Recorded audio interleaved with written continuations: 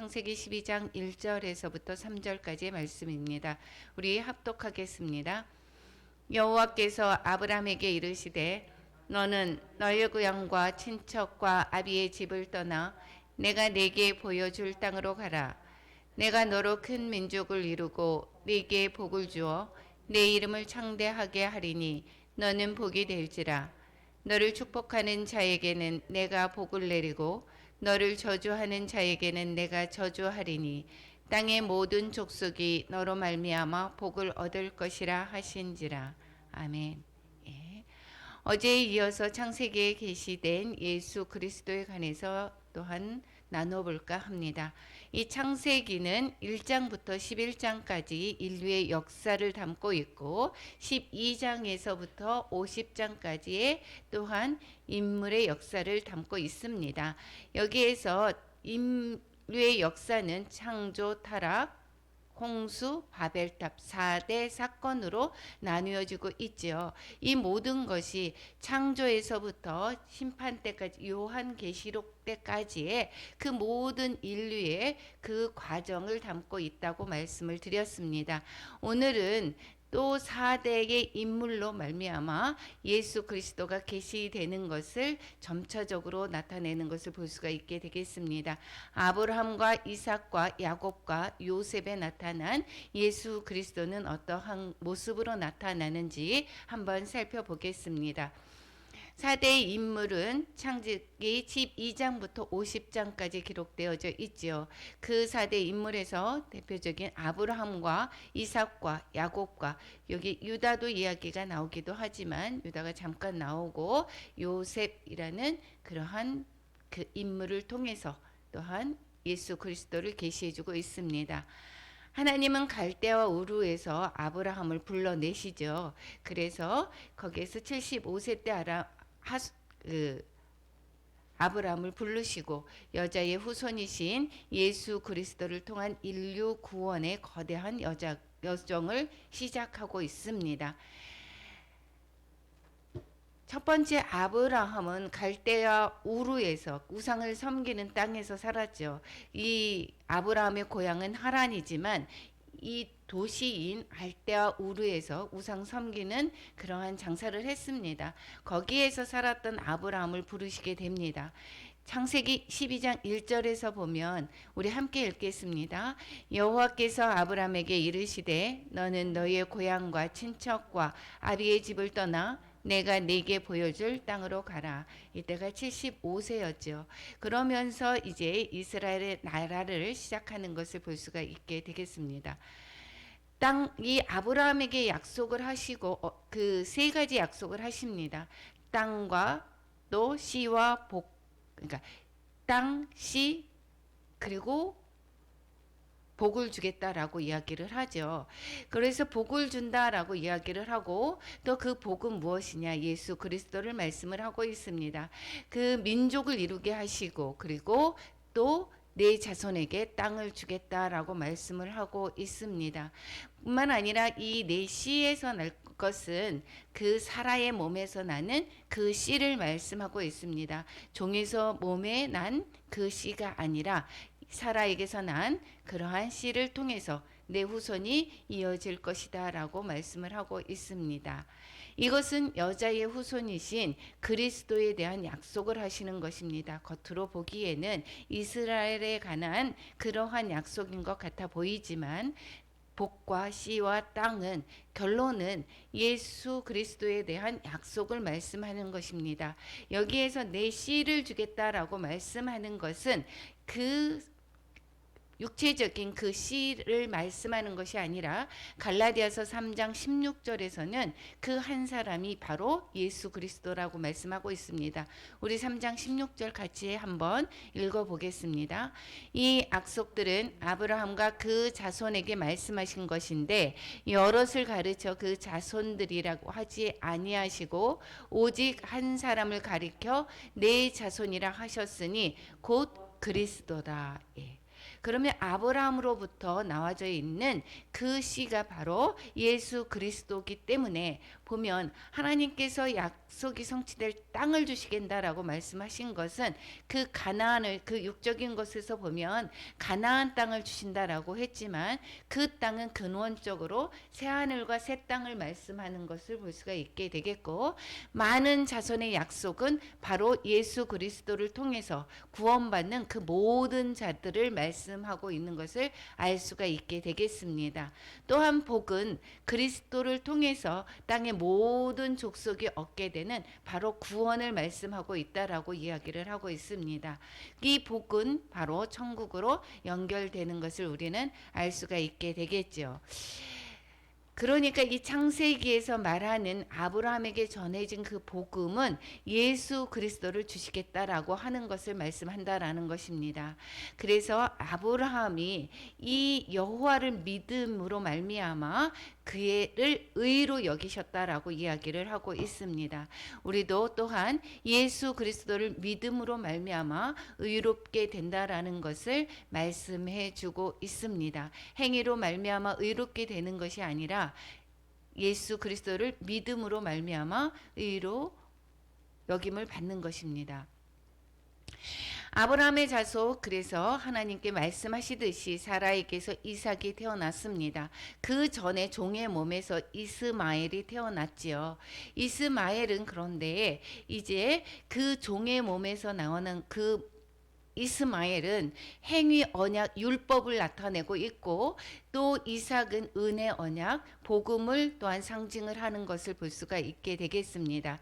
우리의 그 인간적인 힘으로 나타난 그 태어난 그 이스마엘은 행위 언약 율법을 통해서 행위로 말미암아 의롭게 되는 율법을 말씀하고 있고, 이삭은 사라가 90세, 아브라함이 100세 때 이삭을 낳게 되었죠. 그것은 도저히 낳을 수 없는 상황 속에서 우리 이삭이 낳은 것을 우리는 알 수가 있게 되겠습니다. 그러므로 말미암아 이것은 전적인 하나님의 은혜로 말미암아 이삭이 태어난 것처럼 우리도 예수 그리스도로 말미암아 또한 의롭게 되는 것은 우리의 행위로가 아닌 믿음으로 말미암아 은혜의 언약을 주신 것을 우리는 설명하는 것을 알 수가 있게 되겠습니다. 은혜의 언약은 예수 그리스도가 죄로 죽은 인간을 구원하는 것을 말씀하고 있고, 육신으로 낳은 것은 내쫓아야 된다라는 것을 설명해 주고 있습니다.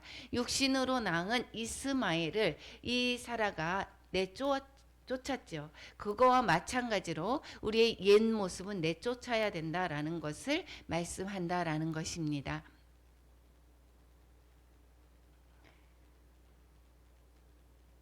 이삭의 하나뿐인 그 자손을 하나님께서는 번제로 드리라고 말씀하고 있습니다. 이 아브라함은 그 이삭을 하나님이 다시 주실 것을 믿고 다시 태어나게 하실 것을 살리실 것을 믿고 죽은 자를 살리실 것을 믿는 그 아브라함의 그 순종으로 말미암아 이 이삭을 모리아산으로 데려가서 번제로 드리려고 하죠. 그랬을 때에 이삭은 바로 그 순종을 하게 됩니다. 순종을 함으로 말미암아 몸이 묶여서 거기에서 번제로 제물로 드려지죠. 그럴 때 하나님께서 아브라함에게 말씀하고 있죠. 아브라함아, 이제 내 손을 거두라라고 말씀을 하고 있죠. 그러면서 모리아산에 어린 순양으로 번제를 드리라, 대신 드리라라고 말씀을 하고 있습니다. 이거에서 말씀하시는 것은 이삭은 예수 그리스도의 모형을 나타내고 있습니다. 예수 그리스도를 나타낸다라는 것입니다. 예수님의 그 순종은 이삭의 순종과 마찬가지로 나타내는 것을 볼 수가 있게 되겠죠. 이삭의 순종은 바로 예수 그리스도가 이 땅에 오셔서 사람의 죄를 지고 예수님이 십자가에서 죽기까지 순종하시는 그런 모습을 예표하고 있다라는 것입니다. 이삭 대신 그 모리아산의 그 어린 순양은 이 또한 예수 그리스도를 상징하고 있는데, 여호와 이레로 준비되신 갈보리 산 위에 예수 그리스도를 상징하고 있습니다. 그래서 어린 양으로 오신 예수 그리스도가 죽으심으로 말미암아 우리 죄를 속죄하신 것을 우리는 알 수가 있게 되겠죠. 나의 죄를 대신해서 십자가 위에서 죽으시고 이제 3일 만에 부활하신 예수님을 믿는 자는 이삭처럼 그러면 우리는 순종으로 살아가야 된다라는 것입니다. 믿음으로 믿어서 우리는 순종하며 살게 되는 것을 우리는 나타내고 있습니다. 예수님을 믿었습니다. 믿음으로 그치는 것이 아니라 우리의 삶은 이제 하나님의 말씀에 순종하며 살아가는 것입니다. 예, 그 다음에 이삭은 야곱과 에서를 낳았었죠. 쌍둥이를 낳습니다. 에서가 장자고 야곱이 아우입니다. 그런데 이 야곱을 하나님은 택하시죠. 그래서 여기에서 볼 때는 행위가 아니라 택하심에 따라서 하나님의 뜻으로 후손이 이어진다라는 것을 말씀하고 있는 것을 볼 수가 있게 되겠습니다. 이 야곱은 첫째이면서도 불구하고 장자의 권한을 거기에서 또한 중히 여기지 않는 모습을 볼 수가 있게 되겠고 팥죽 한 그릇으로 팔게 되죠. 뿐만 아니라 야곱의 또한 그 장자권은 이삭의 또한 축복권으로 이어지는 것을 볼 수가 있게 되겠습니다. 창세기 25장 23절에서 보면 어린 자를 섬긴다라고 이야기를 하고 있습니다. 뿐만 아니라 이 야곱은 이 에서가 장자임에도 불구하고 이 육신으로 보면 장자권을 이어받을 수 없는 것임에도 불구하고 하나님의 택하심에 따라서 장자권을 이어받게 되는 것을 우리는 알 수가 있게 되겠습니다. 구원은 어떻게 이루어지느냐? 하나님의 택하심으로 이루어진다라는 것입니다. 내 의로 이루어지는 것이 아니라 하나님의 택하심으로 이루어지는 것이고 이 택하심은 하나님의 그러한 전적인 은혜라는 것입니다. 그래서 내가 믿음으로 고백하고 누가 전도해서 내가 믿게 된 것 같아 보이지만 하나님께서 우리를 택하셨다라는 것입니다. 에베소서에서도 이렇게 이야기를 하고 있죠. 창세전 그리스도 안에서 우리를 택했다라고 말씀을 하고 있습니다. 뿐만 아니라 우리는 택하시고 그리고 나서 예수 그리스도의 피로 구속을 하게 됩니다. 피로 말미암아 우리는 속량을 받게 되지요. 그리고 나서는 우리가 성령이 내 안에 계심으로 말미암아 성령의 인치심을 받게 되는 것입니다. 이렇게 구원이 이루어지는 것입니다. 하나님의 택하심과 예수 그리스도의 피로 구속을 하시고 성령의 인치심으로 말미암아 우리는 구원을 얻게 되는 것입니다. 우리 새 창조에서도 삼위 하나님이 역사하셔서 우리 사람 속에서 새로 인해서 깨어진 하나님의 형상을 회복시키는 것을 볼 수가 있게 되겠습니다. 삼위 하나님이 역사하시는 것, 하나님이 택하셨죠. 예수 그리스도께서 그래서 또한 피로 구속하셨죠. 성령님께서 인치셨습니다. 그러니까 우리가 믿음으로 가는 과정에서도 삼위 하나님, 성부, 성자, 성령의 하나님이 함께 역사하신다라는 것을 우리는 알 수가 있게 되겠습니다. 이 야곱의 장자 명분이 어떻게 이루어지게 되겠습니까? 이 작은 자임에도 불구하고 어떻게 이루어집니까? 하나님이 택하셨다라는 것이고 에서와 야곱이 팥죽 이야기에서 출발하게 됩니다. 여기에서는 야곱이 그 에서에게 그 팥죽 한 그릇으로 장자권을 사게 되죠. 그리고 또한 이제 축복권을 주기로 약속을 하시면 축복권을 그 이삭이 주기 때문에 이 너희들이 그 먹을 것을 가져오라라고 이야기를 했을 때 리브가가 대신 그 모든 음식을 마련해 주고 그리고 나서 대신 내가 저주를 받겠다라고 이야기를 하게 됩니다.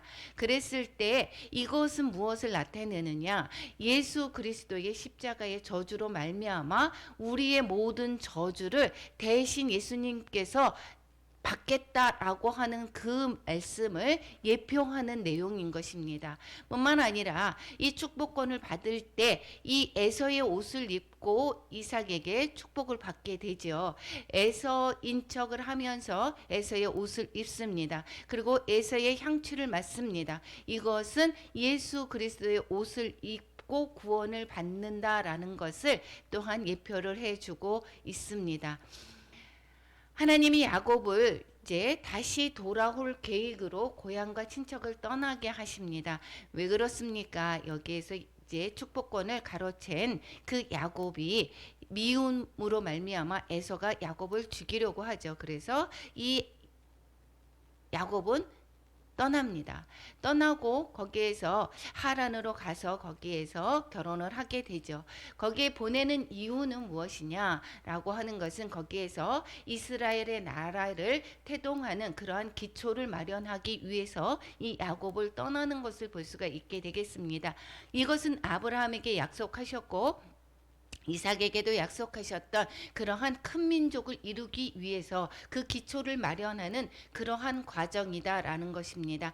그랬을 때 여기에 가는 길에 여기에서 하나님의 집을 베델에서 그 사다리로 통해서 천사가 오르락 내리락 하는 것을 보게 되죠. 이것은 무엇을 나타내는가? 베델에서 이 꿈속에 나타난 그러한 꼭대기가 하늘에 닿은 사닥다리를 보았습니다. 이것은 무엇을 나타내느냐? 하나님과 인간과의 거리가 떨어져 있죠. 이것을 무엇이 연결합니까? 이 예수 그리스도의 십자가가 연결합니다. 하나님과 인간과의 그 관계를 예수 그리스도로 말미암아 우리는 연결이 된다라는 것을 예표해 주고 있다라는 것입니다. 꿈에서 본즉 창세기 28장 12절에 꿈에서 본즉 사닥다리가 땅 위에 서 있는데 그 꼭대기가 하늘에 닿았다라고 이야기를 하고 있습니다. 우리의 그 하나님과의 간격이 벌어졌던 죄로 인해서 그 벌어졌던 그 간격을 우리는 예수 그리스도로 말미암아 하나가 되는 것을 또한 가까이 갈 수 있는 그 길을 열어주신 것을 알 수가 있게 되겠습니다. 이 브니엘에서 이스라엘의 이름을 야곱이 받습니다. 이 브니엘이라고 하는 것은 하나님의 얼굴이다라는 것입니다. 엘은 하나님이시고 브니엘은 그 얼굴이라는 뜻으로 하나님의 얼굴이다라는 것입니다. 이것은 하나님의 얼굴을 볼 수 있는 하나님의 백성을 의미하고 있는 것입니다. 여기에서 계속해서 사건과 계속해서의 지명 이 모든 것들이 무슨 이야기를 하고 있느냐? 예수 그리스도를 또한 말씀해 주고 싶은 것입니다. 그래서 참 이스라엘이 되어서 영원한 본향인 하나님의 집으로 갈 수 있는 방법을 그 모든 야곱의 그러한 사건을 통해서 가르쳐 주고 있는데 이것은 오직 예수 그리스도를 통해서만 가능하다라는 것을 말씀해 준다라는 것입니다. 여기에서 38장을 요셉의 이야기를 하다가 유다 족보를 이야기를 하고 있습니다. 유다의 족보를 이야기를 하는 것은 이 아브라함에게 약속했었던 그러한 그 자손을 예수 그리스도가 메시아를 보내주겠다라고 하는 그러한 약속을 했었죠. 그 약속이 유다의 그 족보를 통해서 그 약속된 자서가 이어진다라는 것을 말씀해주고 있고 뿐만 아니라 이 누가복음에 나타나는 그러한 여자의 후손에서도 이 유다의 후손이 이렇게 쭉 나타나고 있죠.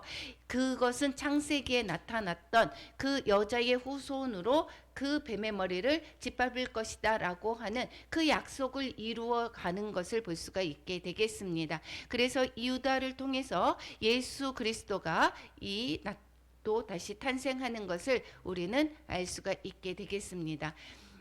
요셉이 39장에서부터 50장의 말씀을 하고 있습니다. 이 요셉은 이 야곱의 그 12아들 중에서 가장 사랑하는 자녀였었죠. 이 요셉은 그 꿈을 잘 꾸는 그러한 자였습니다. 그런데 그 꿈으로 인하여서 이 시기로 형제간의 시기가 생겼고 그리고 애굽에 그래서 팔려가게 되는 그러한 사건이 있었습니다. 애굽에 팔려간 그 요셉은 고난을 받은 후에 애굽의 총리가 되게 되겠습니다. 그러면서 무엇을 하죠? 그 흉년이었을 때에 그 모든 곡식을 또한 준비하게 되고 그 준비를 통하여서 풍년 동안에 그 거두었던 그 곡식을 저장하게 되고 그 준비로 말미암아 흉년 때에 7년의 흉년 때에 그 모든 사람들에게 그 양식을 나누어 주며 만민의 생명을 구하게 되는 것을 볼 수가 있게 되겠습니다. 뿐만 아니라 이스라엘의 형제의 그 가족들도 그 모든 가족들을 생명을 구하는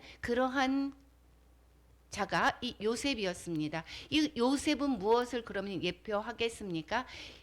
예수 그리스도로 말미암아 만민이 구원받는 것을 예표를 하고 있다라는 것입니다. 그러니까 요셉 또한 약속의 메시아 즉 예수 그리스도를 예표하는 것을 볼 수가 있게 되겠습니다.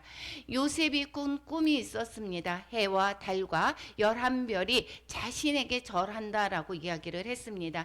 야곱의 그 총애를 받을 뿐만 아니라 야곱의 그 채색 옷을 입히고 이 형제들과 또한 차별나게 이 요셉을 또한 사랑했었죠.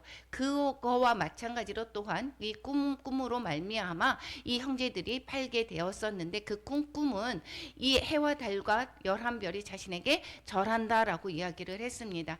이 여자가 아이를 베어 해산하게 되고 여자가 아들을 낳으니 이렇게 이야기를 하고 있습니다. 그런데 이 여자가 난 아이가 해산하게 돼서 애를 쓰고 여자가 낳은 아들이 그는 장차 철장으로 만국을 다스릴 남자인 것입니다. 이것이 요한계시록에 의해서 이것이 이루어지고 있는 것입니다. 여기에서 볼 때 이 양식을 구하러 갔던 그 형제들이 요셉에게 절을 하게 되지요. 그렇지만 그 형제들이 절한 것이지 해와 달과 11별이 모두 다 절한 것이 아닙니다. 이것은 요한계시록에 이 여자가 난 아이를 베어 해산하게 되어 아파서 일었을 때 요 달이 있었고 머리에는 12관을 썼더라라고 이야기를 하죠. 1절에서 그리고 만국을 다스릴 남자고 그 아이를 하나님 앞과 그 보좌 앞으로 올라가더라라고 하면서 그 여자에게 모두 무릎을 꿇습니다. 그것은 요셉이 꾼 꿈은 이 요한계시록에서 이루어지는 내용이다라는 것입니다. 다시 말해서 여자가 낳은 남자아이는 여자의 후손으로 인류를 구원하실 예수 그리스도를 상징하는 것이고 해와 달과 별은 영적 이스라엘은 교회를 상징하는 것이고 절을 받은 요셉은 교회의 머리 대신 예수 그리스도를 예표를 하고 있다라는 것입니다. 그래서 이 모든 말씀들은 모든 것이 우리가 눈으로 머리에 가려졌던 그 수건 즉 알 수 없었던 구약에서 말씀하시는 그 내용이 알 수 없었던 것이 어디에서 모두가 벗겨집니까? 예수 그리스도로 말미암아 모든 것이 벗겨진다라고 이야기를 하고 있지 않습니까? 이 모든 것이 나타나는 것이 그 요셉 한 사람의 인물을 통해서 육신의 이스라엘이 태동이 되는 것과 이스라엘이 그 생성이 돼서 이스라엘의 그 역사를 말씀하는 것이 아니라 근본적으로 말씀하고 있는 것은 예수 그리스도를 통해서 모든 인류를 구원하실 것을 말씀하고 있다라는 것입니다. 이 흉년이 들면서 이 이스라엘의 이 육신적인 야곱의 그 모든 자손들은 애굽으로 이주하게 됩니다. 이것은 무엇을 말씀하고 있습니까? 애굽으로 이동을 하면서 거기에서 400년간 거기에서 나중에는 종살이를 하게 되죠. 그리고 거기에서 인구가 장정만 60만이라고 하는 큰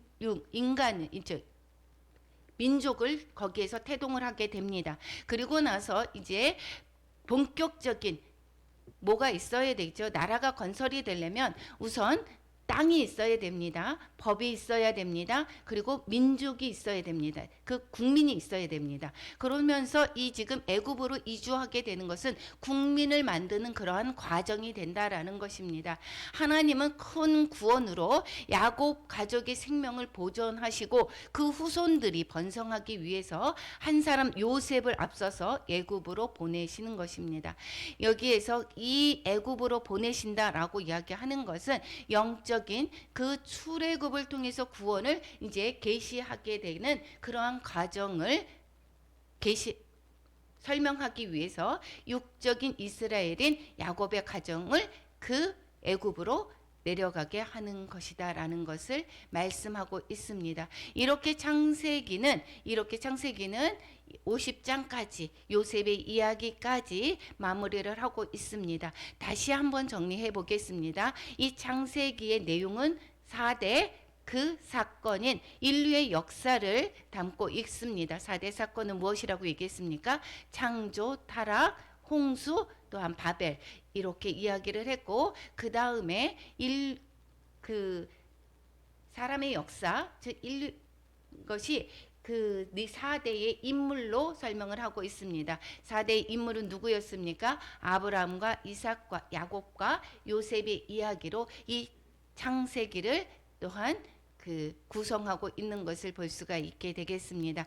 우리 창세기에 나타난 예수 그리스도를 살펴보았습니다. 우리가 그냥 표면적으로 읽어지는 그 내용을 가지고 우리가 예수 그리스도를 또한 계시함을 또한 발견하고, 예수 그리스도를 보내시고자 하셨던 그 약속은 여기에서 이 신약 시대만 이루어지는 것이 아니라 창조에서부터 계획하신 하나님의 그러한 놀라운 은혜다라는 것을 다시금 깨닫는 귀한 시간이 되기를 축원합니다. 우리